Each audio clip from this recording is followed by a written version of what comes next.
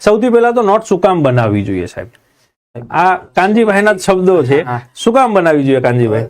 પહેલી વસ્તુ એ નોટ્સ સાહેબે કીધું એમ આટલો થપ્પો છે.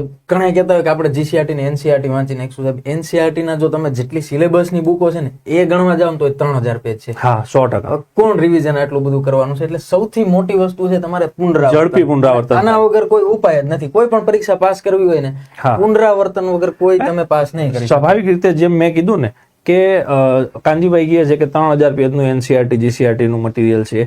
આ સિવાય તમારી જે રેફરન્સ બુકો છે એ ઓલમોસ્ટ 10 થી 15000 પેજનું એનું મટીરિયલ હશે. હા, અને એ સિવાય તમે જોવા જાઓ તો તમારા જે વિડીયો લેક્ચર્સ છે કે જેમાંથી તમે અભ્યાસ કરી શક્યા છો, વિષયને સમજી ગયા છો, એ એટલા કલાકોનું મટીરિયલ છે. હવે એક્ઝામની આગલા દિવસે તમારી પાસે મેક્સિમમ 2000 પેજનું મટીરિયલ હોવું જોઈએ, જેમાં તમામ સબ્જેક્ટ આવી ગયા, તમામ સબ્જેક્ટ આવી ગયા, તમામ સિલેબસ આવી ગયો, સિલેબસના તમામ ટોપિક આવી ગયા, અને શોર્ટની અંદર એ બધી જ વસ્તુઓને પીરસેલી હોવી જોઈએ.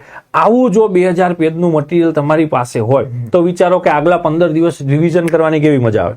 કે ભાઈ પરીક્ષા છે 15 તારીખે, આજે 1 તારીખથી હું લઈને બેસી ગયો મટીરિયલ અને આખું મટીરિયલ 2 વાર મેં જોઈ લીધું. ફટાફટ સિલેબસના દરેક ટોપિકને તમે નજરમાંથી 2 વખત પસાર કરી ગયા. બીજું કાનજીભાઈ, ઝડપી પુનરાવર્તન તો છે જ, જોડે જોડે હું તમને એમ કહું કે મેન્સ માટે ખૂબ ઉપયોગી છે નોટ્સ. મુખ્ય પરીક્ષા હવે તો બધામાં આવે. રેવન્યુ ની હમણાં મેન્સ છે, સીસી ની જતી રહી છે, પીએસઆઈ માં પણ મેન્સ આવી ગઈ છે. હવે જ્યાં સુધી તમે નોટ્સ માં ઉતારતા નહીં શીખો ને ત્યાં સુધી લખતા પણ નહીં આવડે. એક મુદ્દાને કઈ રીતના ડિવાઈડ કરવો ને એ મુખ્ય પરીક્ષાની ડિમાન્ડ છે. જીપીએસસી વાળાને તો નોટ્સ નો ઇમ્પોર્ટન્ટ ખબર જ હોય. ક્લાસ 3 માં જ્યાં નથી આવતા એમને અલગ વસ્તુ છે, પણ જીપીએસસી માં સાહેબ જીએસ પાસ કરવી હોય ને તો મુદ્દા વાઇઝ જ લખવાનું હોય, એમાં કોઈ વાર્તાઓ નથી લખવાની. અને નોટ્સ છે એને જ તમારે આન્સરમાં લખવાની હોય છે. તો એ મુદ્દા પાડતા તમને આવડવું જોઈએ. લેખન કૌશલ્ય સુધારે છે તમારું. સૌથી મહત્વની જટિલ મુદ્દાઓ છે એને એકદમ તમે સરળ ભાષાની અંદર લખી શકો. ગમે એટલા કોમ્પ્લિકેટેડ મુદ્દા કેમ ના હોય, તમે એકવાર એને સમજી લીધા. મને એકવાર ખબર પડી ગઈ કે જીડીપી શું છે, જીએનપી શું છે, બંને વચ્ચે શું તફાવત છે, કઈ રીતે આ ગણવામાં આવે છે. મને એકવાર આ મુદ્દો સમજાઈ ગયો, પછી એને હું મારી રીતે સાદી ભાષામાં હું એને સમજાવતા એક નોટ્સમાં આરામથી 1 પેજમાં લખી શકીશ. બુકની અંદર જોવા જશો તો એ જ વસ્તુ 5, 7, 8 પેજની અંદર હોય. એને હું આરામથી સરળ રીતે મને જે સમજાય એ રીતે હું આરામથી એને લખી દઈશ. એટલે ફાયદો શું થશે કે એ જ મુદ્દો તમે જ્યારે બીજી વાર વાંચશો તો તમને ઇઝી લેંગ્વેજમાં વાંચવા મળશે. તમને એવું લાગશે કે કોક તમને સમજાવી રહ્યું છે. એટલે આરામથી એ વસ્તુને તમે બીજી વાર પણ એટલી જ ઇઝીલી સમજી જશો અને યાદ રહેતું જશે. રાઈટ? ઓકે. ઘણાને ટેવ હોય કે બુકમાં પેલું હાઇલાઇટ્સ કરે, પણ એની લિમિટેશન આવી જાય. કેમ કે એમાં તમે તમારી રીતે કઈ વસ્તુઓ એડ ના કરી શકો. બુકમાં જે શબ્દ લખ્યો છે ને એ શબ્દ તમારે યાદ રાખવો પડે. આમાં એક ફાયદો એ કે શબ્દ લખો એની સાથે તમને જે ભાષામાં યાદ રહે ને, એટલે અઘરા ગમે એ મુદ્દા હોય. ઘણાને સ્પેસ ટેકનોલોજીમાં તકલીફ પડતી હોય ભાઈ આ ઓર્બિટો શું છે, તો ઓર્બિટને આપણે ડ્રો કરી નાખીએ, એમાં આપણી ભાષામાં શબ્દ લખી નાખીએ, પછી એની બાજુમાં જે શબ્દ હતો એ લખી નાખો, તમને ફટાફટ યાદ રહી જાય કે ભાઈ આનો મતલબ આ હતો. આટલું સિમ્પલ. બુકમાં આ તમારી પાસે ના રહે, બુકમાંથી તમારે એ સમજવાનું છે. એટલે એ થાય. બીજું કે યાદ શક્તિમાં વધારો કરે. જો કાનજીભાઈ છે ને આ જેટલી બી તમને બુક્સ મળવાની છે ને એના પહેલા 3 પેજમાં બધી વસ્તુઓ લખીને આપવાની જશે. હા, જે તમને નોટ્સ માટેની જે કોરી નોટ્સ તમને મળવાની છે એમાં બધી વસ્તુઓ લખેલી છે. હજી આના પછીના ટોપિક બી લખેલા હશે. પણ અહીંયા જે આ વસ્તુ લખેલી છે ને કાનજીભાઈ કે યાદ શક્તિમાં વધારો કરે, હું એનાથી 110% સહમત છું. કારણ કે તમે તમારા હાથે જે વસ્તુ લખેલી હશે ને એ તમારા માઇન્ડના સબકોન્શિયસ માઇન્ડમાં ક્યાંક ફિટ થઈ જશે.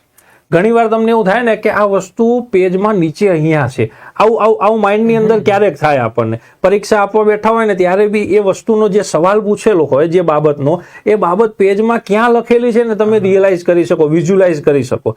તો એ વિઝ્યુલાઇઝેશન પાવર તમારો બહુ ઇમ્પ્રૂવ થશે જ્યારે તમે જાતે નોટ્સ બનાવશો.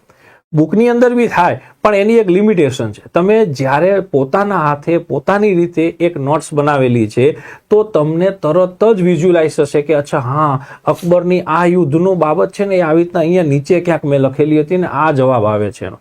તો એ તમારી યાદશક્તિમાં 100% વધારો કરશે. આ પણ એની સાથે જ જોડાયેલું છે. એક્ટિવ લર્નિંગ નો મતલબ શું? સાહેબ તમારે કોઈ મુદ્દો સમજવો હોય, હવે એ મુદ્દાને તમારે નોટ્સમાં ઉતારવો હોય તો પેલા પોતે તોડે કે ભાઈ ઇકોનોમીનો પોર્શન છે કે બેંકિંગ માંથી આવે છે, રેપો રેટ ને રિવર્સ રેપો રેટ. હવે એ રેપો રેટ ને રિવર્સ રેપો રેટ ને લખવા માટે મહેનત કરશે એ માણસ કે કઈ રીતના મારે રેપો રેટ ને દર્શાવવી, કઈ રીતના રિવર્સ રેપો રેટ દર્શાવવી, એમાં ઉપર જાય તો એ નિશાની કરે કે ભાઈ ઉપર જાય તો આ ફુગાવામાં આ અસર કરે. આટલી મહેનત તમે કરી હોય ને તો એ મગજમાં ફિટ થઈ ગયું. આપણને કોઈક શીખવાડતો હોય ને કેમ મગજમાં ફિટ થઈ જાય એક્ઝામ્પલ આપીને, તો તમે આ મુદ્દો લખવા માટે એટલી મહેનત કરવાના છે, બને તો ઉદાહરણ લખવાના છે. તો આ એક્ટિવ લર્નિંગ, બુકમાંથી નકરું વાંચ્યા રાખવાનું, એને પેસિવ લર્નિંગ કહેવાય છે. એ પેસિવ લર્નિંગ થી શું થાય કે તમે ગોખવાની ત્રેવડ કેટલી છે ને એક્ટિવ લર્નિંગ થી યાદ શક્તિ વધારો થાય. એટલે આ બે મુદ્દા જોડાયેલા છે, તો એ પણ ફાયદો થાય એનાથી. આ નોટ્સની આપણે અત્યારે શરૂઆત પહેલ શું કામ કરી વિદ્યાર્થીઓ સુધી પહોંચાડવાની, જેમ કાનજીભાઈ કીધું ને શરૂઆતમાં કે હવે ક્લાસ 3 માં પણ મેઇન્સ આવવા લાગી છે, એટલે હવે ક્લાસ 3 ના સ્ટુડન્ટને પણ નોટ્સ બનાવવાની એટલી જ રિક્વાયરમેન્ટ રહેશે. જો હું વાત કરું 2011 થી 15-17 સુધીની, તો ત્યારે જો કોઈ કોન્સ્ટેબલની તૈયારી કરતો હોય કે PSI ની તૈયારી કરતો હોય ને, તો હું એને કોઈ નોટ્સની જરૂર નથી, આ 2 બુક લઈ લે, વાંચી લે, અને તું પરીક્ષા આપવા જાય આટલું ગોખીને તમતાર, એટલે તને લગભગ સિલેક્શન થઈ ગયું. પણ જો હવે મને કોઈક એમ કે મારે રેવન્યુ તલાટીની તૈયારી કરવી છે કે CC ગ્રુપ એની તૈયારી કરવી છે, એટલે હું એને એમ કહું કે તરત તું પેલા આજથી જે બી તારી તૈયારી હોય એની જોડે જોડે તારું લેખન કાર્ય સ્ટાર્ટ કરી દે, નોટ્સ બનાવવાની શરૂઆત કરી દે, એ નોટ્સ જ તને પાસ કરાવશે. તો આ 100% સાચી સલાહ છે, રાઈટ? ઓકે, તો એના પછી તૈયારીને વ્યવસ્થિત બનાવે છે. લેખન કૌશલ, જેમ કાનજીભાઈએ વાત કરી કે એમાં પણ તમારો ખૂબ સુધારો આવશે. અને લાસ્ટ જે વસ્તુ છે કે આત્મવિશ્વાસ વધશે.